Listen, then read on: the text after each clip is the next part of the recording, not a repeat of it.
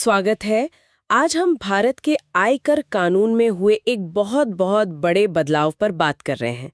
60 साल से भी ज्यादा पुराना वो जो 1961 का इनकम टैक्स एक्ट था ना, उसकी जगह अब एक नया बिल आयकर दूसरा विधेयक 2025 आ गया है।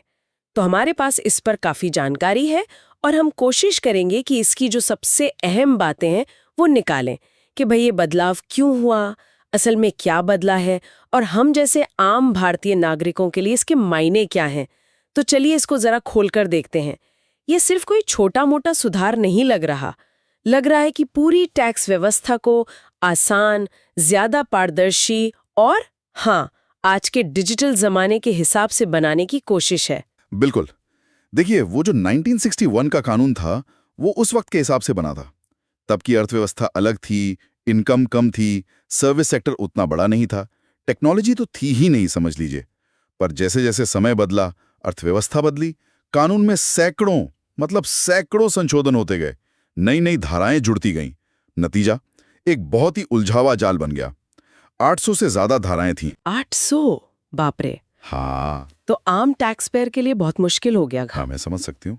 मतलब कितनी कागजी कार्यवाही, फिर किसी प्रोफेशनल की मदद लो, उसका खर्चा, और हमेशा ये डर कि कहीं कोई छोटी सी गलती ना हो जाए और भारी जुर्माना लग जाए। सही कहा आपने। और सरकार का दावा है कि ये नया बिल इसी उलझन को सुलझाएगा। अब इसमें करीब 536 धाराएं हैं और कोशिश की गई है कि भाषा सरल हो, स्पष्ट हो। हाँ। बहुत सारे जो मुश्किल से लगने वाले तकनीकी शब्द थे, उन्हें हटा दिया गया है। अच्छा। हाँ, ये सिर्फ संख्या कम करना नहीं है, ये एक तरह से नजरिया बदलने जैसा है कि भाई इतने जटिल नियम बनाने की बजाय नागरिकों पर भरोसा करें, उन्हें खुद नियम पालन करने के लिए आसान रास्ता दें। और इसी सरलीकरण में मैंने सुना है टैक्स ईयर वाली बात, वो प्रीवियस ईयर, असेसमेंट ईयर वाला चक्कर खत्म। हाँ, वो एक छोटा लेकिन काफी अच्छा बदलाव है। पहले ये पिछला वर्ष, मूल्यांकन वर्ष, इसमें लोग अक्सर कंफ्यूज हो जाते थे। अब सीधा सीधा कर वर्ष या टैक्स ईयर इस्तेमाल होगा। काफी आसान। और टेक्नोलॉजी का लूल, वो फेसलेस असेसमेंट की बहुत बात हो रही है। ये क्या चीज है? देखिए, फेसलेस असेसमेंट का मतलब है कि टैक्स का जो मूल्यांकन होता है वो पूरी तरह ऑनलाइन होगा। आपको किसी टैक्स अधिकारी से आमने सामने मिलने की जरूरत नहीं। अच्छा। सिस्टम अपने आप रैंडम तरीके से केस किसी भी अधिकारी को दे देगा, देश में कहीं भी। तो उम्मीद ये है कि इससे किसी का फेवर करना या भ्रष्टाचार, इसकी गुंजाइश कम होगी, लाल फीताशाही कम होगी और पूरी प्रक्रिया ज्यादा पारदर्शी बनेगी। सुनने में तो ये बहुत ही बढ़िया लग रहा है, पर क्या ये वाकई जमीन पर काम करेगा? मतलब खासकर छोटे शहरों में या जो लोग टेक्नोलॉजी से उतने वाकिफ नहीं हैं, उनके लिए सिस्टम तैयार है इसके लिए? देखिए, सवाल तो जायज है। कोई भी इतना बड़ा बदलाव आता है तो शुरू में थोड़ी दिक्कतें आ सकती हैं। सिस्टम को मजबूत बनाना, लोगों को समझाना, उन्हें इस्तेमाल करने में मदद करना, ये सब चुनौतियां होंगी। पर हाँ, लंबी अवधि का लक्ष्य यही है कि प्रक्रिया सबके लिए आसान हो जाए। चलिए अब उस सबसे बड़ी खबर पर आते हैं जिसने सबका ध्यान खींचा है, टैक्स छूट की सीमा बढ़ना। हाँ, ये तो हेडलाइन बनी हुई है। जो लोग नई टैक्स व्यवस्था चुनेंगे, उनके लिए अब 12 लाख रुपए तक की सालाना आय पर कोई टैक्स नहीं लगेगा। 12 लाख? हाँ, और अगर आप सैलरी वाले हैं तो आपको एक स्टैंडर्ड डिडक्शन भी मिलता है 50,000 का।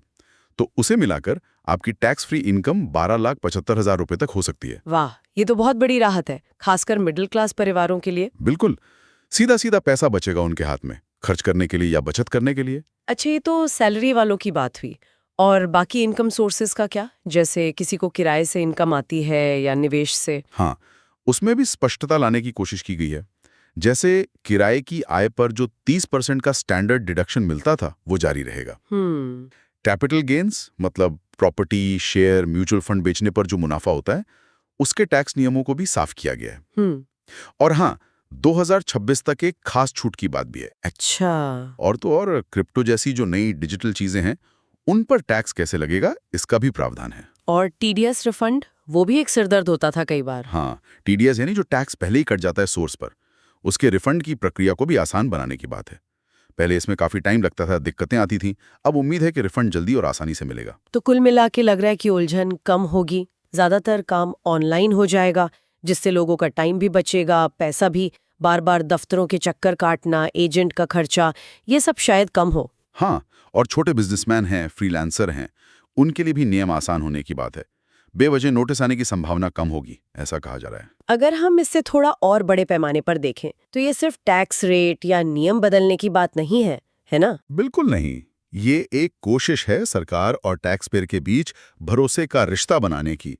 जब प्रक्रिया आसान होगी, पारदर्शी होगी, तो शायद ज्यादा लोग खुद ही आगे आके सही टैक्स भरेंगे बिना किसी डर के। वो जो एडवांस टैक्स पर ब्याज वाली बात थी, उस पर भी सफाई आई है। हाँ, वो क्या था? कुछ अफवाहें थीं। हाँ, कुछ डर फैलाया जा रहा था कि पूरी रकम पर 3% लगेगा, लेकिन साफ किया गया है कि पहली किस्त मिस करने पर 3% और आखिरी पर 1% ब्याज है, पूरी रकम पर नहीं। अच्छा, ये स्पष्टीकरण जरूरी था।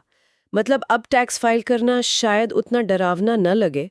और जैसा हमारे सोर्सेज बता रहे हैं, पहले कई लोगों को लगता था कि कमाई का बड़ा हिस्सा बस टैक्स में ही जा रहा है। अब शायद थोड़ी राहत मिले। जो पैसा बचेगा उसे लोग अपनी जरूरतों पर लगा सकेंगे, घर, बचत, बच्चों की पढ़ाई वगैरह। तो अगर हम सब कुछ समेटें तो खास बातें क्या निकल कर आ रही हैं? एक सरल, छोटा, साफ सुथरा कानून, टैक्स छूट की सीमा में बड़ी बढ़ोतरी 12 लाख तक, ज्यादातर प्रक्रियाएं डिजिटल, फेसलेस और लगभग सबके लिए, आम आदमी, सैलरी वाला, छोटा व्यापारी, मकान मालिक, इन्वेस्टर, सबके लिए कुछ न कुछ स्पष्टता और आसानी लाने की कोशिश। बिल्कुल।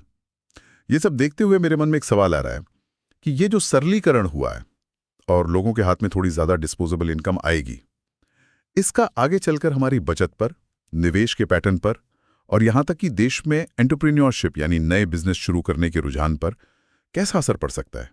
ये सोचने वाली बात है ना।